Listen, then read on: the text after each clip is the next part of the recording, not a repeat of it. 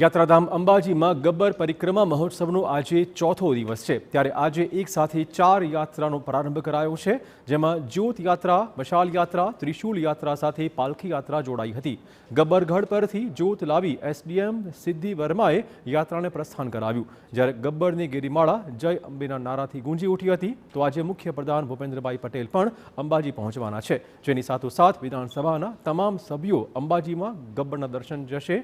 મહત્વપૂર્ણ છે કે ત્રીજા દિવસે 2.60 લાખ શ્રદ્ધાળુઓએ પરિક્રમા કરી છે જ્યારે 3 દિવસમાં 6.85 લાખથી વધુ ભક્તો દર્શનાર્થે ઉમટ્યા હતા।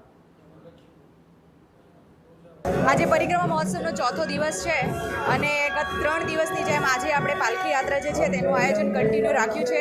તે સિવાય આજે મશાલ યાત્રાનું એક સુંદર આયોજન કરવામાં આવ્યું છે અને ત્રિશૂળ યાત્રાનું પણ આયોજન કરવામાં આવ્યું છે। તે સિવાય અંબાજીના લોકલ ગ્રામજનો દ્વારા આજે જ્યોત યાત્રાનું પણ આયોજન કરવામાં આવ્યું છે જેની અંદર ગબ્બરની જે અખંડ જ્યોત છે તેને નીચે લાવી તે જ્યોતને તમામ જે 51 શક્તિપીઠના મંદિરો છે ત્યાં બધે લઈ જવામાં આવી રહ્યા છે।